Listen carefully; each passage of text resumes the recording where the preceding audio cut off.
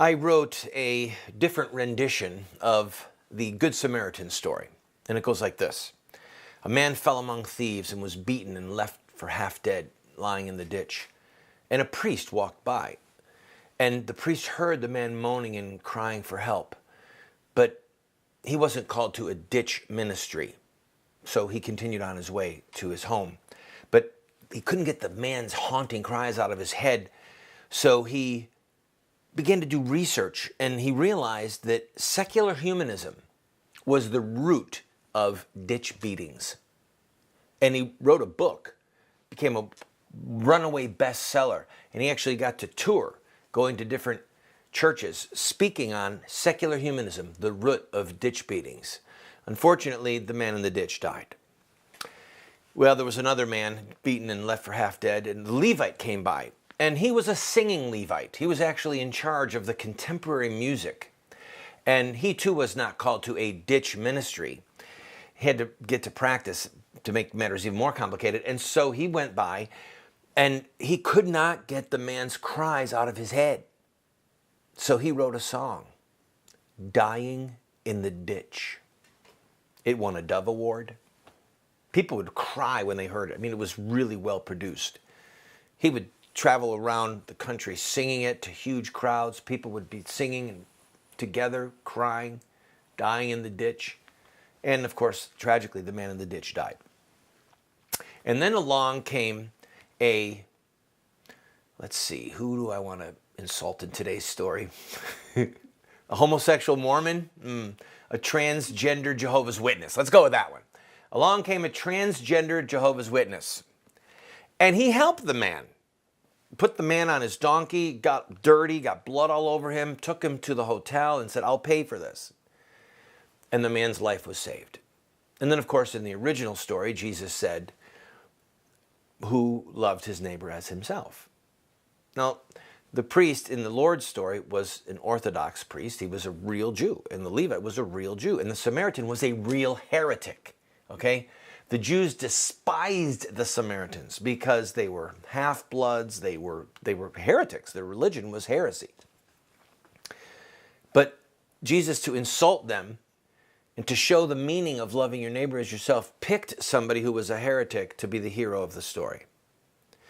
So you might have great theology, but if you don't save someone's life, if you don't love your neighbor as yourself, well, then how can you be truly serving God?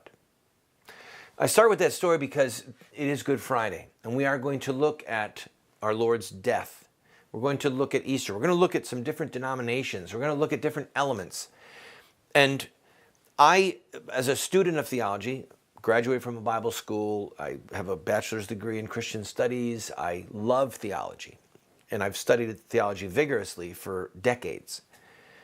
But I don't wish to divide over it. I don't want to fight and debate over it because they're killing babies, okay? They're killing babies. They're murdering 3,000 babies a day. And the covenant of marriage, the institution, the sacrament of marriage, whatever you want to call it, it's being overrun. Our country is being overrun by people who despise God, despise his commandments. I want to unite as many Christians as I can to fight against those people. And because of my work in the pro-life movement, I've hung out with a lot of Christians from just the spectrum of denominations, preached in their services, preached in their masses, and I've learned a lot.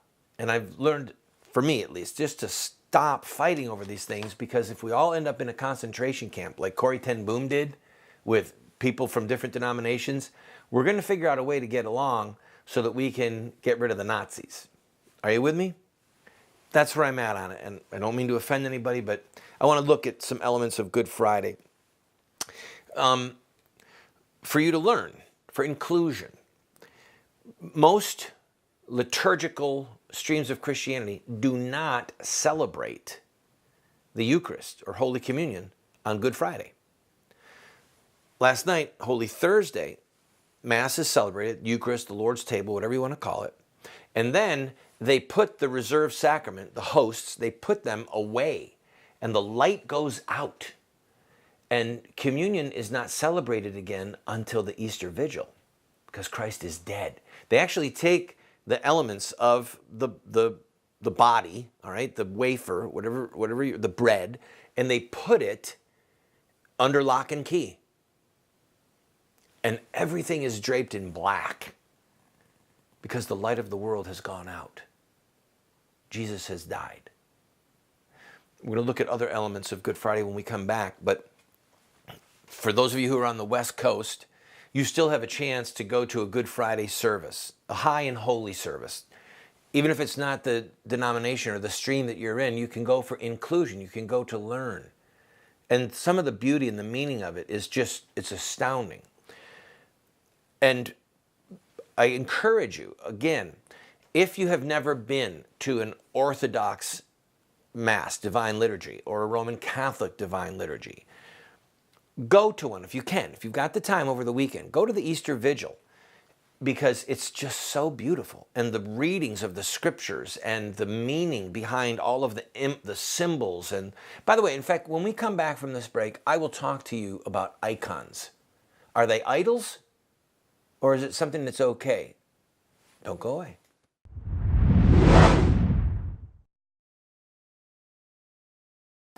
Hey, everyone's been asking me, when's Unstoppable coming out on DVD? Well, it's here.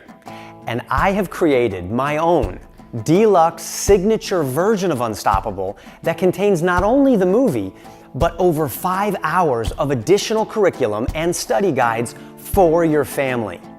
It's perfect for your homeschool, educational facility, small group Bible study, and family devotions. And I'm going to share with you some of the spiritual warfare that surrounded the release of this film. This box set also includes extended scenes, new music videos, the inside scoop on the whole Facebook controversy. So what are you waiting for? I made this special version with my family in mind, and I know your family will be blessed by it too. Unstoppable 2.0 Deluxe Signature Version, available only here at kurtcameron.com. I can't wait for you to experience what's inside.